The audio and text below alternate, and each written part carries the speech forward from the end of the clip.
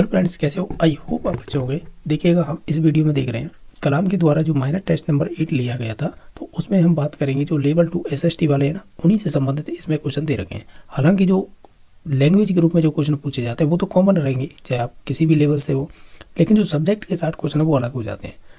बाकी ये पेपर आपका 5 जनवरी को लिया गया था, इसमें किस प्रकार के क्वेश्चन है वो हम देख रहे हैं। ठीक है, तो देखते चलिएगा। इसमें देखिएगा जो हिंदी के यानी जो जिन्होंने लैंग्वेज के रूप में चाहे फर्स्ट है या सेकंड है, क्योंकि ये टीचिंग मेथड कॉमन होती है सभी की, तो चाहे आपने लैंग्वेज फर्स्ट ले रखी हो या second, Hindi teaching method same ही रहती हैं। तो देख लीजिएगा, वो तो दोनों में ही काम करेंगी ये। इसके 45 क्वेश्चन पूछे गए हैं, तो देख लेते हैं। देखिए, पहला क्वेश्चन पूछा है, एक शिक्षक कक्षा में कविता के वाचन पाठ का आयोजन कर रहा है, वह किस प्रकार के भाषाई कौशल के विकास का उपयोग कर रहा है? तो कहीं ना कहीं ओवरऑल सभी ऑप्शनों को देखें तो कहीं ना कहीं वो अभिव्यक्ति का विकास कर रहा है, तो ऑप्शन नंबर 3 सही हो जाएगा। सेकंड क्वेश्चन है कि साइलेंट रीडिंग किसकी रचना थी? तो ये आपका ऑलरेडी रीड में पूछा हुआ ही क्वेश्चन है, तो ये थी ब्राउन, यानी ब्रायन बोल सकते हैं, तो ऑप्शन नंबर इसका 4 सही हो जाएगा।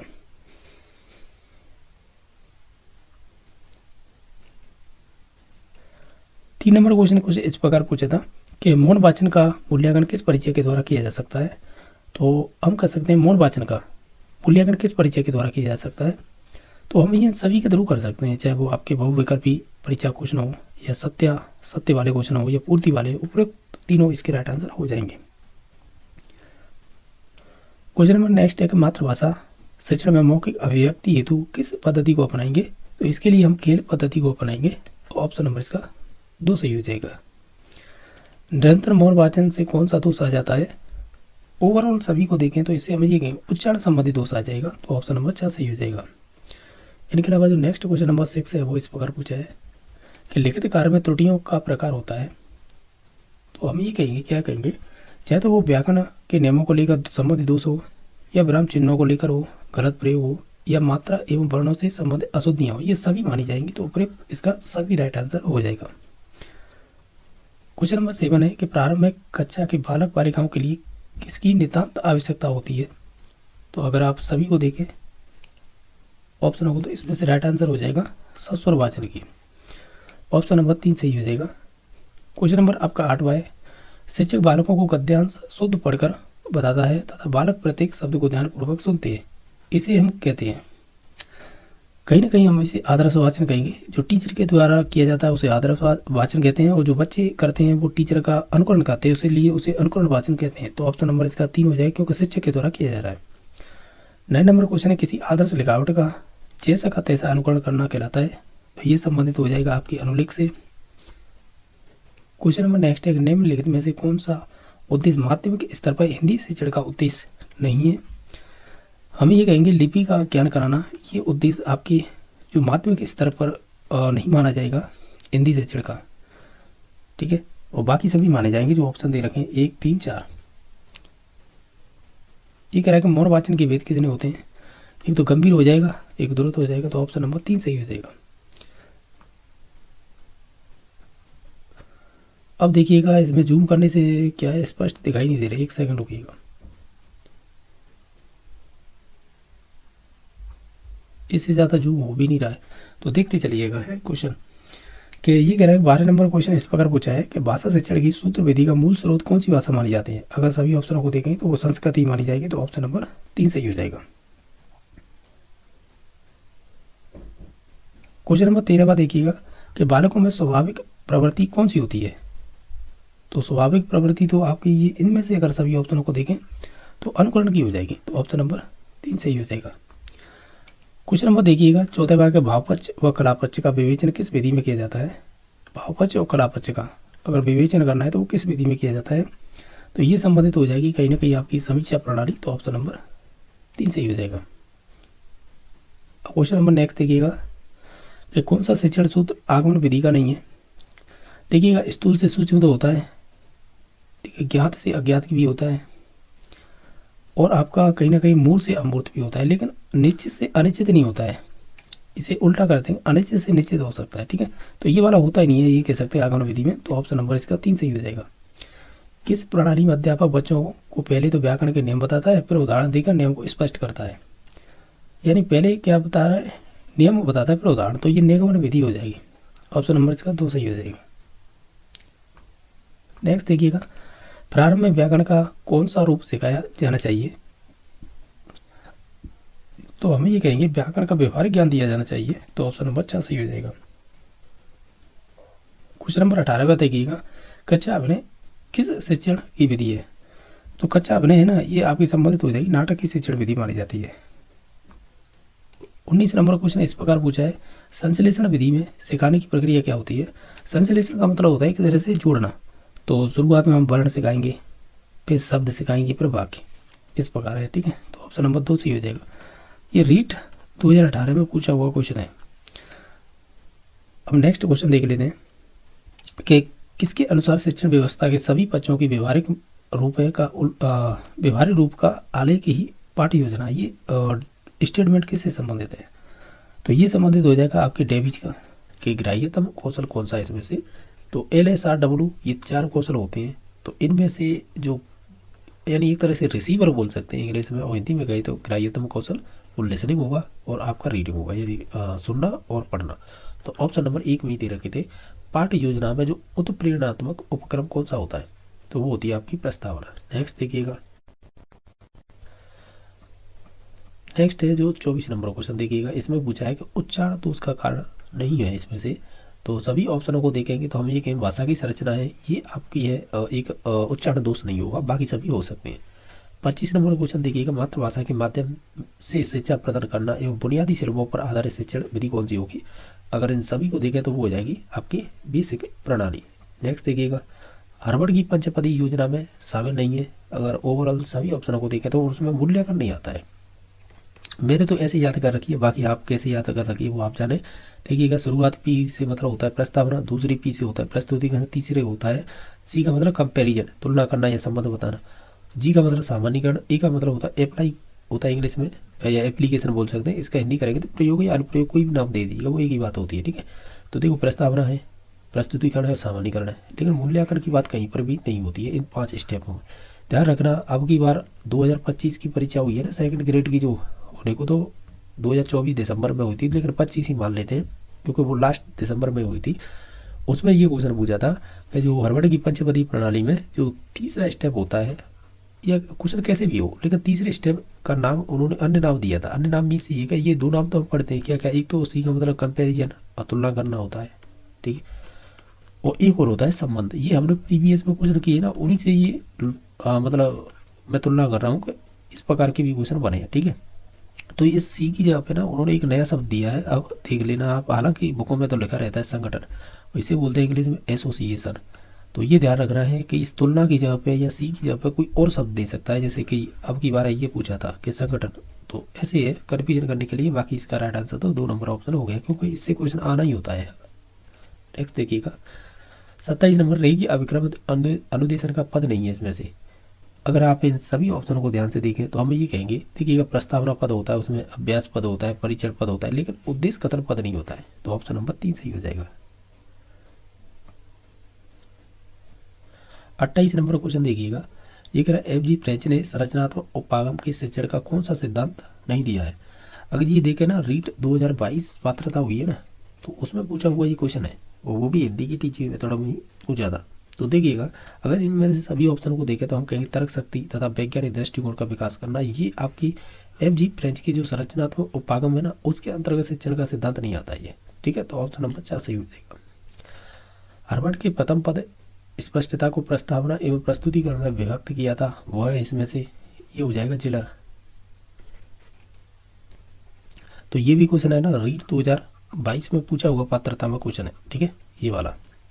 नेक्स्ट देखिएगा, हालांकि ये वाला क्वेश्चन है ना ऑलरेडी सेकंड ग्रेड में पूछा हुआ है, चाहे तो वो साइंस के पेपर में पूछा हो, यानी टीचिंग में तो हर एक किसी की आती है सेकंड ग्रेड में, आपको मालूम हो, चाहे वो SST हो, हिंदी हो, और चाहे साइंस हो या मैथ हो। तो उन्हीं में हिंदी में पूछा था ये वाला क्वेश्चन, यहाँ पर कॉपी कर दिया है। नेक्स्ट देखिएगा, 30 नंबर क्वेश्चन देखिएगा, इकाई उपागम के पद में शामिल नहीं है। तो देखिएगा, वो ये मॉरिसन के द्वारा दी गई थी। तो इसमें भी 5 स्टेप होते हैं। तो देखिएगा, इसमें से जो अभ्यास है वो अनुप्रयोग है ना, ये तो आपकी हार्वर्ड है ना, हार्वर्ड की पंचपदीय प्रणाली बोलते हैं। तो उसमें लास्ट स्टेप आता है 5वें नंबर पर, ये वाला। बाकी ये सभी आपके इकाई जो उपागम होता है उसके 5 स्टेप होते हैं। उसमें जैसे खोज करना होता है, प्रस्तुतिकरण भी होता है, आत्मीकरण और परिपाक होता है। ध्यान रखना ये क्वेश्चन जरूर आता है कि मॉरिसन की इकाई पागम और हर्बर्ट की पंचपदीय प्रणाली में दोनों में समानता क्या है, यानी ऐसा कौन सा स्टेप है तो दोनों में पाया जाता है, तो वो होता है एक प्रस्तुतिकरण। ये ध्यान रखना, ये भी क्वेश्चन आपको पूछा जा चुका है। तो इसका तो राइट आंसर 4 नंबर ऑप्शन हो जाएगा। नेक्स्ट है 31 नंबर, भाषा कौशल का वैज्ञानिक और स्वाभाविक या इसे ही तार्किक क्रम बोलिए, कुछ भी नाम दीजिएगा, यही क्रम रहेगा, यानी तार्किक क्रम। और जैसे कि LSRW वही है, सुनना और बोलना, पढ़ना और लिखना, तो यही हो जाएगा सुनना। एक सेकंड, ये गलत हो गया, सुनना, बोलना, पढ़ना और लिखना, ऑप्शन नंबर 1 सही हो जाएगा। नेक्स्ट देखिएगा कि कौन सी विधि व्याकरण शिक्षण की सबसे उपयुक्त विधि मानी जाती है, तो वो आगमन निगमन विधि हो जाएगी, क्योंकि व्याकरण की जब भी बात होगी ना, आगमन निगमन विधि सबसे बेस्ट मानी जाती है। नेक्स्ट देखिएगा, और जो आपका 33 नंबर क्वेश्चन है, गद्य सृजन का उद्देश्य नहीं है इनमें से। अगर आप सभी ऑप्शनों को देखेंगे तो हमें ये कहेंगे कि अधिगम को स्थायित्व होता है, ये वाला स्टेटमेंट गलत हो जाएगा, क्योंकि गद्य सृजन का ये उद्देश्य नहीं होता है। नेक्स्ट क्वेश्चन नंबर देख लेते हैं, जो है आपका 34 नंबर, किस विधि में भाषा शिक्षा की यानी भाषा की शिक्षा के साथ साथ व्याकरण की शिक्षा दी जाती है, तो वो है आपकी इनमें से अगर देखें तो भाषा संसर्ग विधि हो जाएगी, तो ऑप्शन नंबर 1 सही हो जाएगा। 35 नंबर क्वेश्चन देखिए, कौन सा व्याख्या विधि का अंग नहीं है, तो देखिएगा व्याख्या विधि का कौन सा अंग नहीं है, इसमें से ये बताना है। अच्छा ही क्वेश्चन है, तो ये हो जाएगा स्पष्टीकरण, ठीक है। बाकी पदच्छेद होता है, विग्रह करना भी होता है, बाकी योजना, लेकिन स्पष्टीकरण नहीं होगा। नेक्स्ट देखिएगा, दंडान्वय विधि में दंड शब्द का प्रतीक यानी किसका प्रतीक होता है, हालांकि ये संस्कृत में पूछे जाते हैं। जो आप सेकंड लैंग्वेज लेते हैं ना या फर्स्ट लोग, तो उन्हीं में क्वेश्चन बनते हैं। अब हिंदी में आया है तो नीचे दौर से देख लेते हैं, इसका मतलब होता है वाक्य, तो ऑप्शन नंबर 1 सही हो जाएगा। नेक्स्ट क्वेश्चन देख लेते हैं। क्वेश्चन नंबर नेक्स्ट देखिएगा, जो 37 नंबर है, वो इस प्रकार पूछा है कि जो प्रायोजना विधि का आधारभूत सिद्धांत इनमें से कौन सा नहीं है। अगर आप इन सभी ओवरऑल ऑप्शनों को देखें तो हम कहेंगे सामूहिकता का सिद्धांत है ना, ये नहीं होगा, बाकी सभी हो जाएंगे।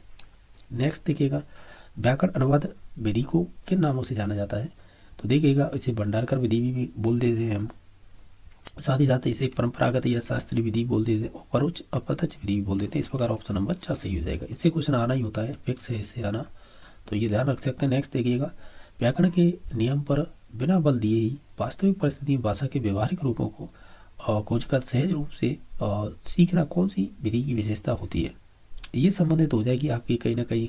इसे प्रत्यक्ष विधि बोल लीजिएगा, सुगम विधि, निर्बाध विधि, वो एक ही बात है, तो ऑप्शन नंबर इसका 4 सही हो जाएगा। नेक्स्ट देखिएगा, स्वाध्याय प्रणाली का सोपान नहीं है इसमें से। अगर आप इन सभी ऑप्शनों को देखें तो वो कहीं ना कहीं उद्देश्य हो जाएगा। नेक्स्ट देखिएगा, इसमें पूछा छात्रों में स्वाध्याय की प्रवृत्ति विकसित होना तथा स्वावलंबन, मौलिक विचार तथा साहित्यिक विवेचना की शक्ति का होना कौन सी विधि में आएगा, ये सभी संबंधित हो जाएंगे आपके स्वाध्याय तथा मंत्रणा विधि से संबंधित, तो ऑप्शन नंबर 2 सही हो जाएगा। नेक्स्ट देखिएगा, नेक्स्ट क्वेश्चन नंबर है 42, व्याकरण की परिभाषा से संबंधित असंगत विकल्प चुनिएगा। इनमें से जो गलत है वो चूज करना है। सभी ऑप्शनों को देखें तो जो जैकर है ना, ये व्याकरण का कम भाषा पर अनुशासन रखना, ये वाला स्टेटमेंट गलत है, बाकी सभी सही थे। नेक्स्ट देखिएगा, निम्न में से आगमन विधि का सोपान नहीं है। देखिएगा, आगमन विधि का सोपान मतलब ये 4 स्टेप होते हैं, उनमें से नहीं है, वो चूज करना है।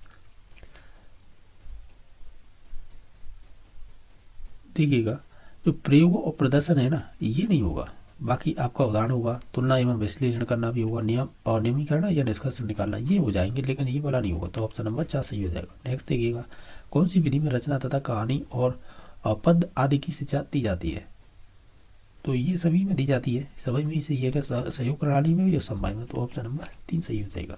40 नंबर के छात्रों में अभिव्यक्ति की क्षमता और कल्पना का विकास होता है, निरंतर अभ्यास से उनका वाक्य विन्यास सुगठित हो जाता है, वो विधि कौन सी है, तो ओवरऑल कहें तो ये जो विधि हो जाएगी आपकी हो जाएगी, और एक तो प्रश्न उत्तर विधि कहते हैं या इसे सुकराती विधि कहते हैं, तो ऑप्शन नंबर इसका 4 सही है।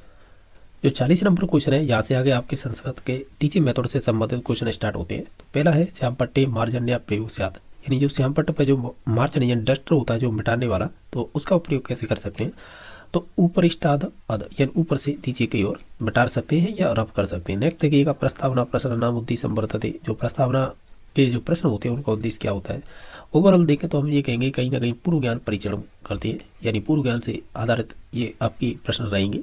नेक्स्ट देखिएगा विचार विश्लेषणात्मक प्रश्नासंति, यानी जो विचार विश्लेषणात्मक जो प्रश्न होते हैं इनमें से किससे संबंधित होंगे तो वो कहीं ना कहीं आपके प्रश्नोत्तर कौशल से संबंधित हो जाएंगे। एक रहा प्रस्तावना, यानी प्रस्तावना प्रश्नानाम घटक नास्ति, यानी प्रस्तावना प्रश्न का एक घटक नहीं है, इनमें से ये बताना है। तो देखिएगा अगर सभी ऑप्शनों को ध्यान से देखें तो इसमें से मूल्यांकन नहीं होगा, बाकी सभी प्रस्तावना प्रश्न से संबंधित होंगे, चाहे वो पूर्व ज्ञान परीक्षण हो, चाहे उद्देश्य कथन हो, चाहे अभिप्रेरणा संपादन हो। ठीक है, नेक्स्ट देखिएगा व्याख्या कौशल से उद्देश्य वर्तते, यानी जो व्याख्या कौशल होता है या व्याख्यान कौशल है उससे संबंधित उद्देश्य कौन सा है इसमें से, तो हम ये कहेंगे क्या कहेंगे कि नूतन ज्ञान संपादन, यानी नया ज्ञान प्रदान करता है, तो ऑप्शन नंबर 1 सही होगा। नेक्स्ट देखिएगा पाठ्य पुस्तक से प्रारंभ्याम, यानी प्रारंभ्याम छात्राणाम पूर्व ज्ञान से आधारित प्रश्न कथयन्ते, पाठ्य पुस्तक के प्रारंभ में जो छात्रों द्वारा जो पूर्व ज्ञान से संबंधित प्रश्न करते हैं उसे क्या बोलते हैं। जो पूर्व ज्ञान पर आधारित जो भी क्वेश्चन करते हैं वो कहीं ना कहीं हम ये कहते हैं कि ये प्रस्तावना प्रश्न कहलाते हैं। लिख रहा है प्रस्तावनात्मक प्रश्न, तो वही है प्रस्तावना प्रश्न करना। तो नेक्स्ट देखिएगा कि कच्चा कच्चे प्रथमा अनिवार्यता विद्यते, कच्चा कच्चे में जो प्रथम अनिवार्यता होती है वो किसकी होगी। ओवरऑल सभी ऑप्शनों को देखें तो कहीं ना कहीं श्याम भट्ट की होगी। नेक्स्ट देखिएगा एक केन कौशल माध्यमेन अध्यापक विषय वस्तु स्पष्टीकरण से प्रयास करोति, यानी ऐसा कौन सा कौशल है जिसके माध्यम से अध्यापक है विषय वस्तु का स्पष्टीकरण करने का प्रयास करता है। तो ओवरऑल सभी ऑप्शनों को देखें तो हम ये कहेंगे कहीं ना कहीं प्रश्नोत्तर कौशल हो जाएगा, कौशल ही नहीं हो जाएगा, तो ऑप्शन नंबर 3 सही हो जाएगा। नेक्स्ट देखिएगा संयोजक शब्दानाम अधिक प्रयोग भवति, यानी संयोजक शब्दों का अधिक प्रयोग कहाँ पर किया जाता है, तो ये संबंधित हो जाएगा कहीं ना कहीं व्याकरण या व्याख्या कौशल बोल सकते हैं, तो ऑप्शन नंबर 4 सही हो जाएगा। क्वेश्चन नंबर 55 है कश्मीर कौशल अंतिम प्रश्न समस्यात्मक भवति, ये प्रस्तावना कौशल होते हैं ना, तो यानी प्रस्तावना में भी समस्यात्मक क्वेश्चन होता था लास्ट में जाके, तो उसी से पूछा है, तो ऑप्शन नंबर इसका 1 सही हो जाएगा। नेक्स्ट देखिएगा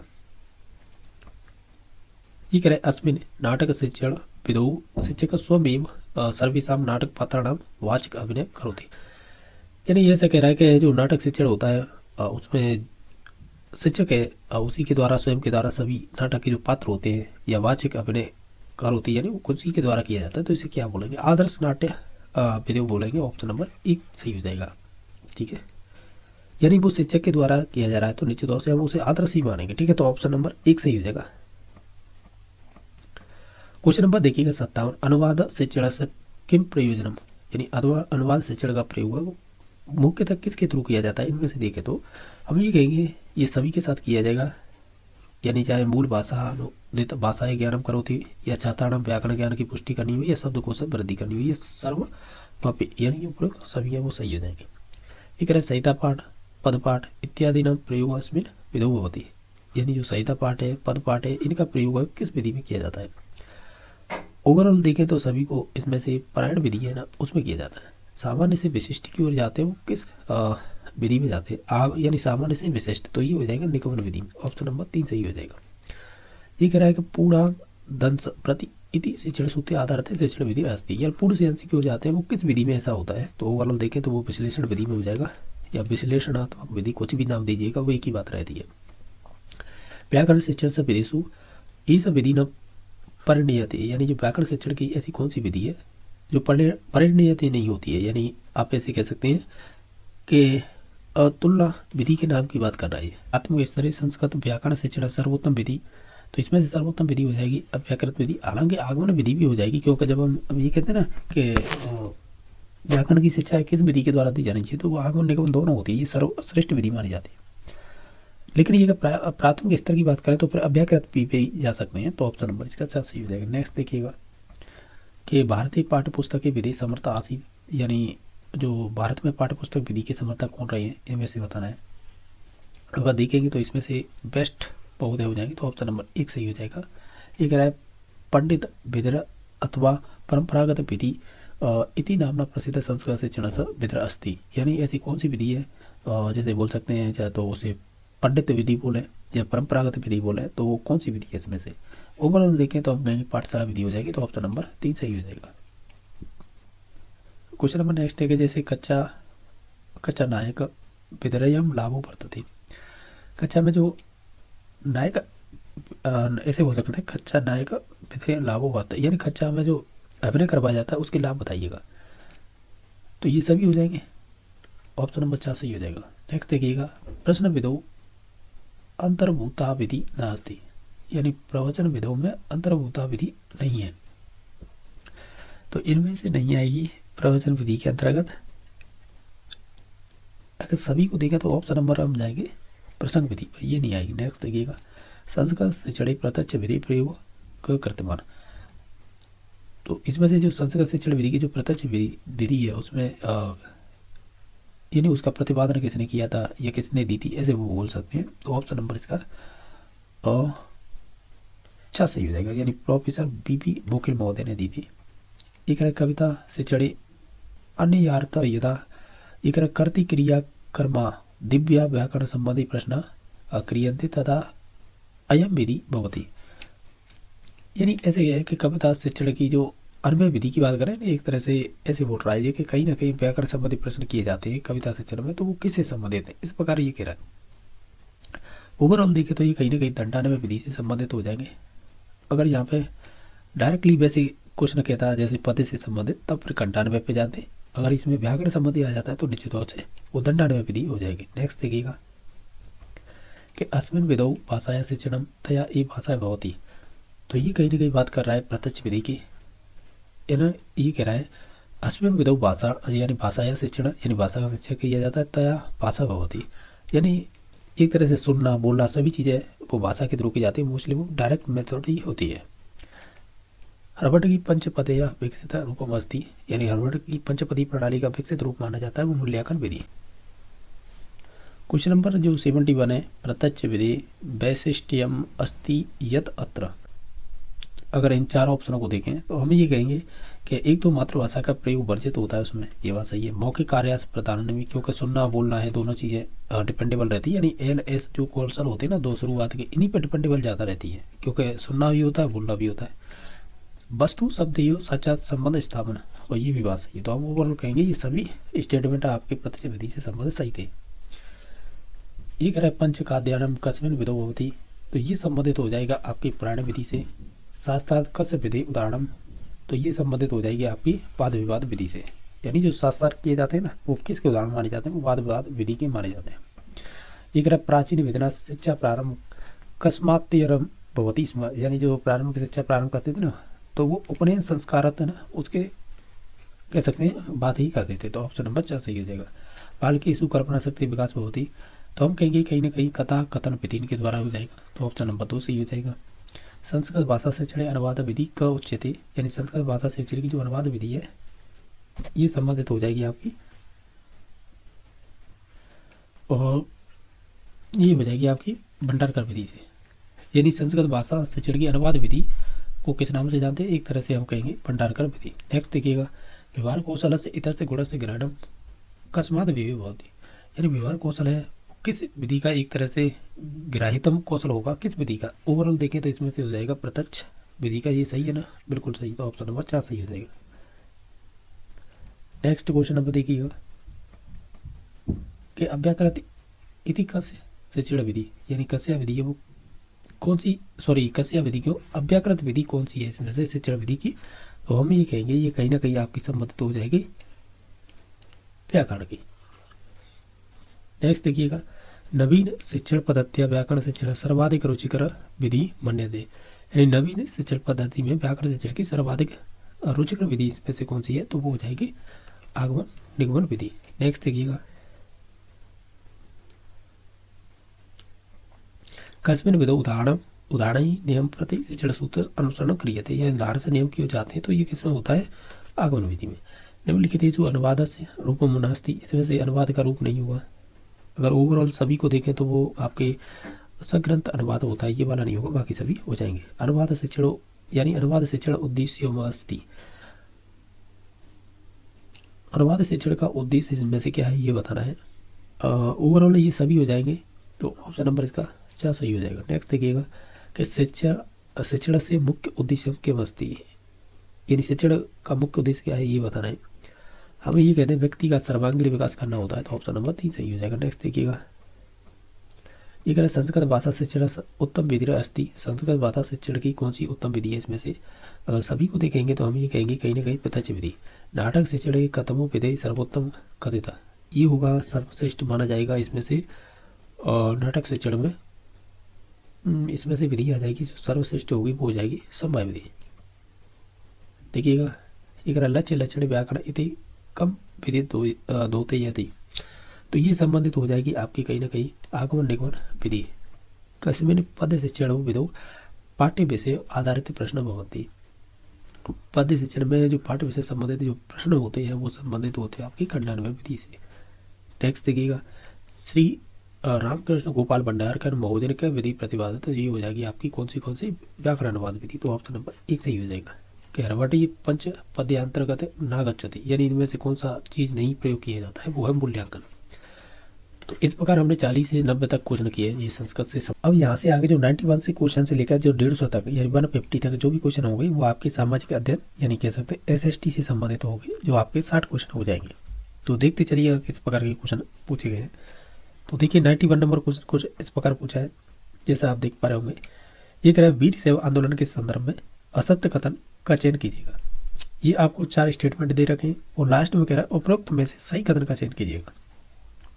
देखिएगा शुरुआत में हमें पूछा है कि जो वीर शैव आंदोलन है उसके बारे में असत्य कथन बताना है और लास्ट में कह रहा है कि इसमें से सही कथन बताने हैं। ठीक है, तो थोड़ा क्वेश्चन को ध्यान से देखना है। देखिएगा ये कह रहा है कि यह आंदोलन है 12वीं शताब्दी के मध्य कर्नाटक में प्रारंभ हुआ था, ये बात सही है।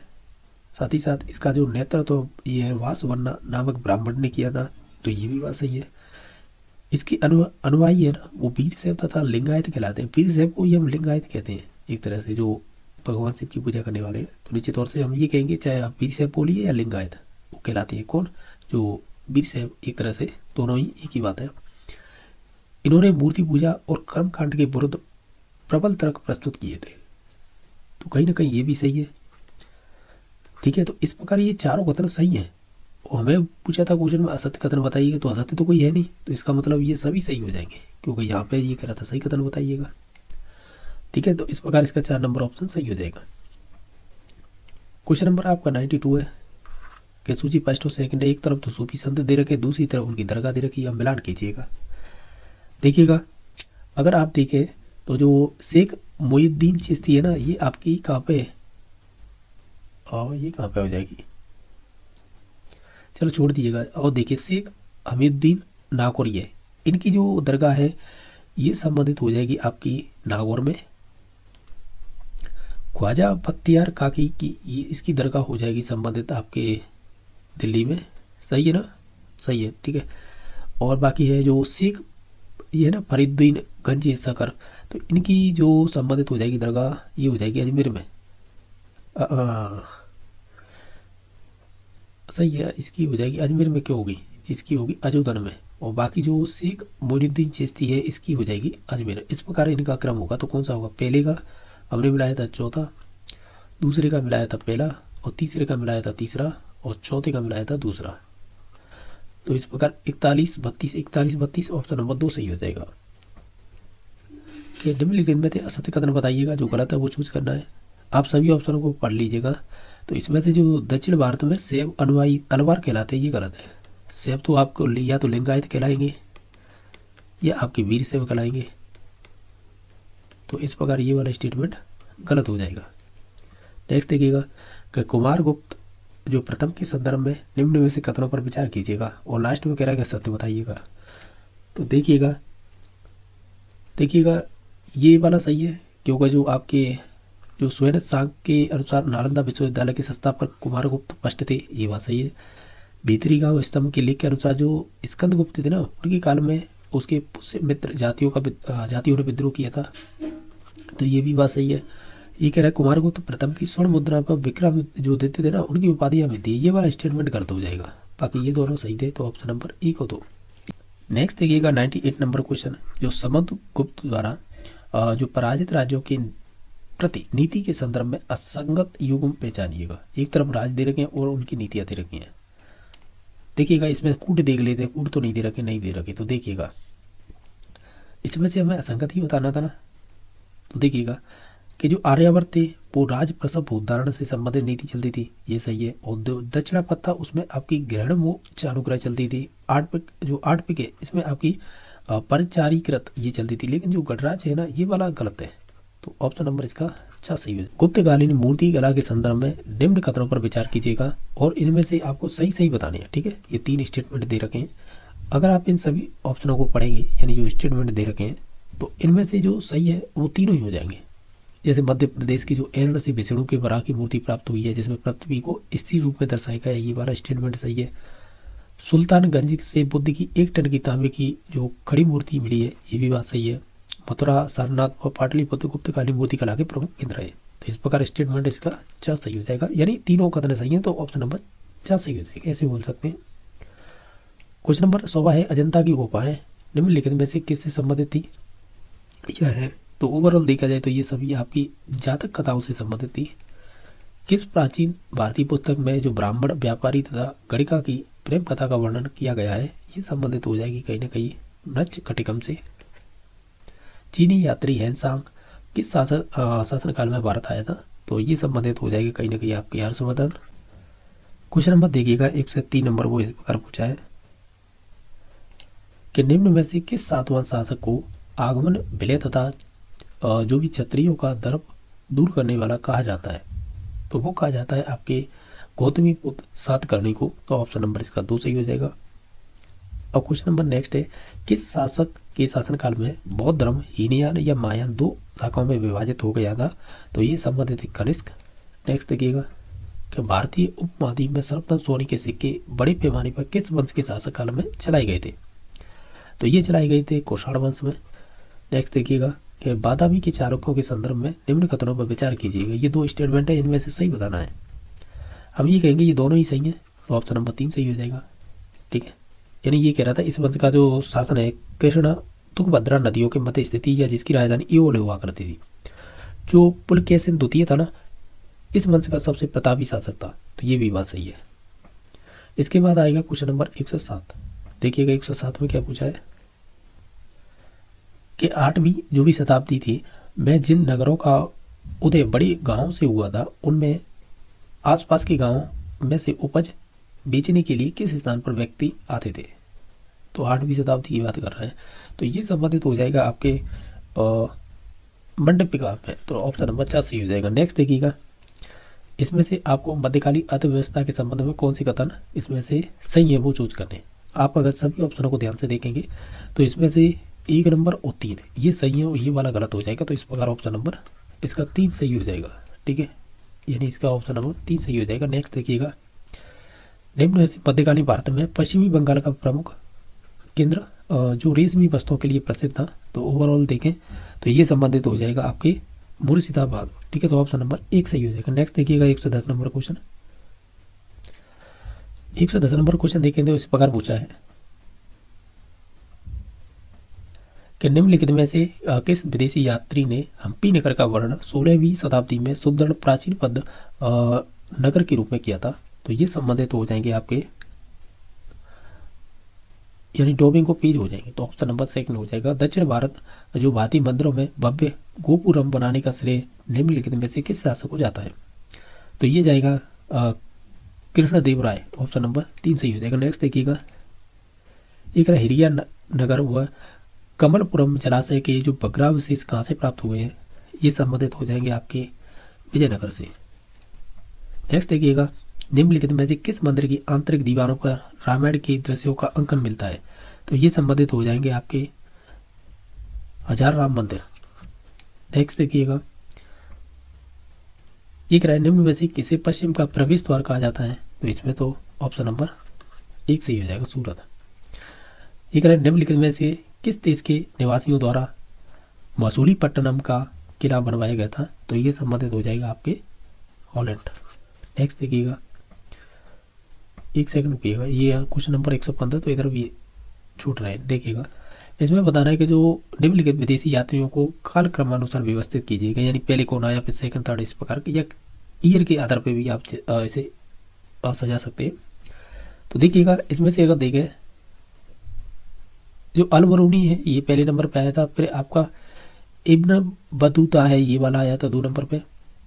फिर इसके बाद अब्दुल रज्जाक भी आया था 3 नंबर पे। और फिर उसके बाद ट्रेवनियर है, ये आया था 4 नंबर पे। इस प्रकार ऑप्शन नंबर 2 सही हो जाएगा। सही मिलाया ना, 1 2 3 4, 1 3 2 4 सही है। नेक्स्ट देखिएगा, निम्नलिखित में से किस विदेशी यात्री का कथन था कि भारत में मध्य स्थिति के लोग नहीं हैं।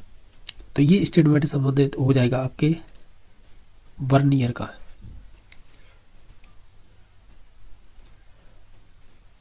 क्वेश्चन नंबर नेक्स्ट देखिएगा, गैरीसन शहरों का संस्थापक किसको माना जाता है।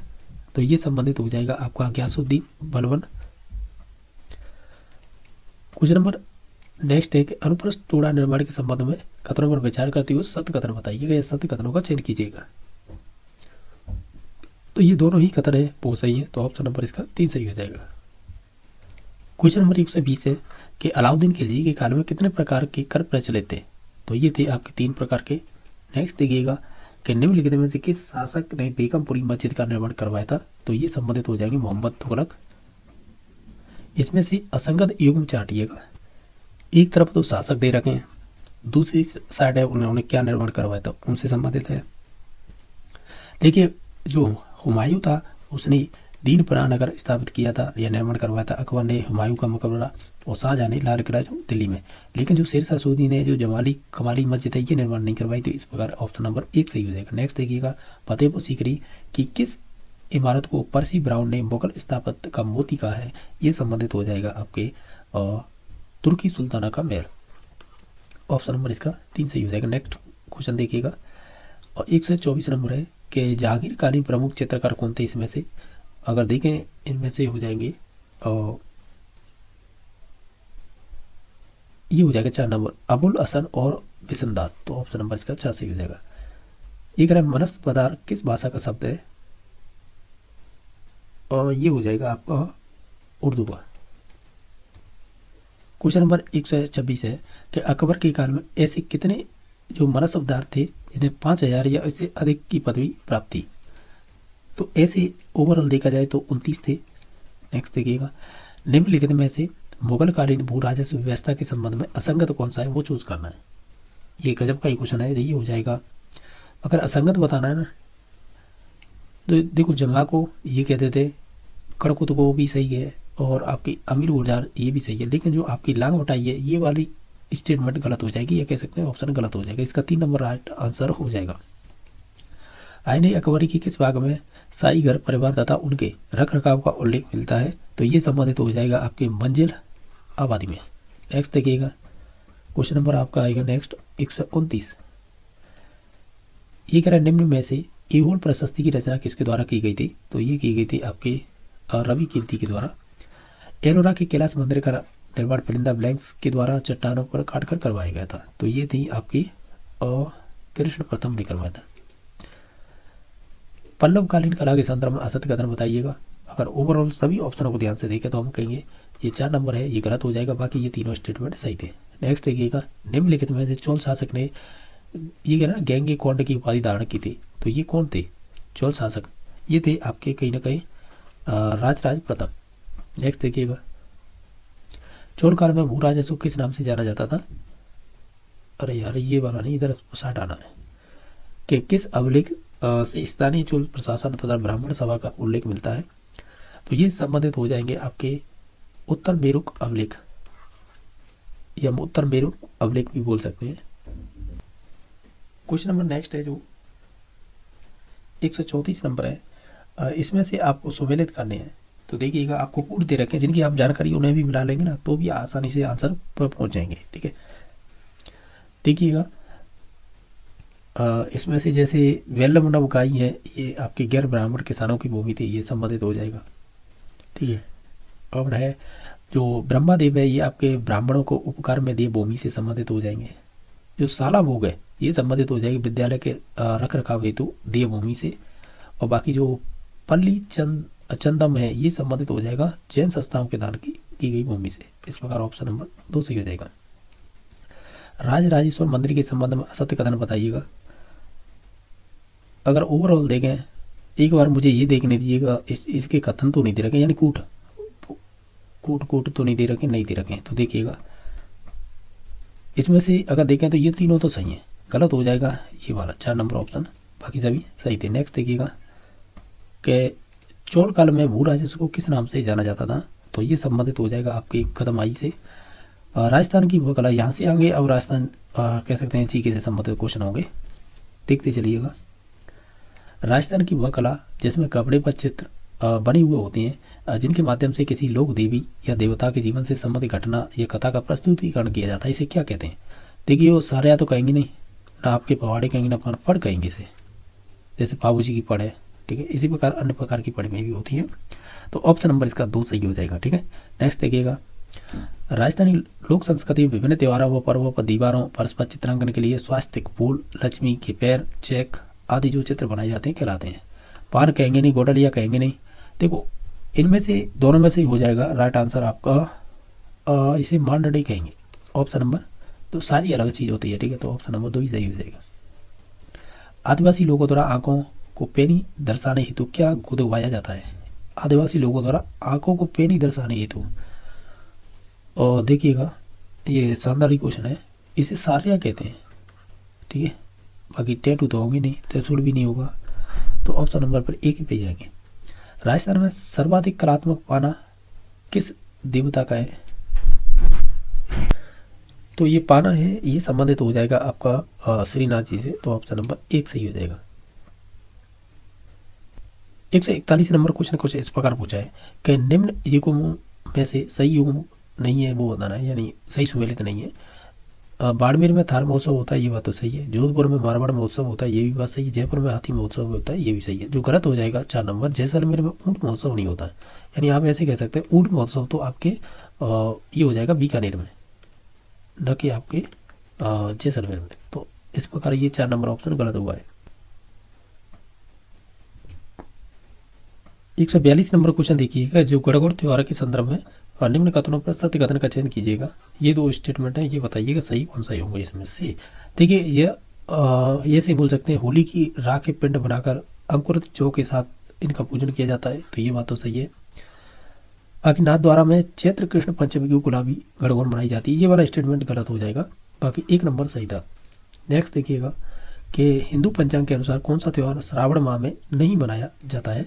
अगर ओवरऑल सभी ऑप्शनों को देखें, देखिएगा जो श्रावण माह में मनाई जाती है, श्रावण माह में आपकी निडरी नवमी है ये मनाई जाएगी, नाग पंचमी भी मनाई जाती है, हरियाली अमावस्या भी मनाई जाती है, लेकिन आंवला नवमी नहीं मनाई जाती है, तो इस प्रकार ऑप्शन नंबर 4 सही हो जाएगा। कौन सा मेला है वर्ष में 2 बार आयोजित किया जाता है। अगर सभी ऑप्शनों को ध्यान से देखें तो 2 बार आयोजित करता है ना, तो ये आपके जंबेश्वर का मेला होगा, तो ऑप्शन नंबर 4 सही हो जाएगा। क्वेश्चन नंबर 145 है, एक तरफ सूची फर्स्ट और सेकंड दे रखी है, ये मिलान करनी है। अगर ओवरऑल सभी ऑप्शनों को ध्यान से देंगे आप, हम ये कहेंगे जो शिवरात्रि का मेला है ये फाल्गुन कृष्ण त्रयोदशी को मनाया जाता है, और जो रानी सती का मेला है ये भाद्रपद अमावस्या को, और सालासर हनुमान जी मेला है ये लगता है आपका चैत्र पूर्णिमा को, और जो जौहर मेला है ये चैत्र कृष्ण एकादशी को। तो इस प्रकार इसका ऑप्शन नंबर 2 सही हो जाएगा। नेक्स्ट देखिएगा कि समी वृक्ष व शस्त्रों की पूजा किस त्योहार पर की जाती है, ऐसे भी बोल सकते हैं, तो ये की जाती है दशहरे पर। नेक्स्ट क्वेश्चन देख लेते हैं कि जयपुर जिले का बाहुगढ़ बद्या गांव किस मेले के लिए प्रसिद्ध है, तो ये संबंधित हो जाएगा आपके गधों का मेला। राजस्थान में जो त्योहारों का आगमन है, जिस त्योहार से माना जाता है वो किस महीने में आता है, तो ये आता है श्रावण में। गोवा नवमी कब मनाई जाती है, तो ये मनाई जाती है आपके भाद्रपद कृष्ण नवमी को।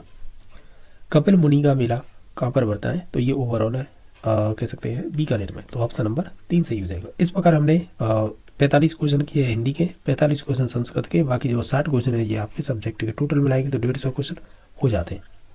किसी क्वेश्चन को लेकर डाउट तो कमेंट में बता देना। बाकी वीडियो देखने के लिए धन्यवाद।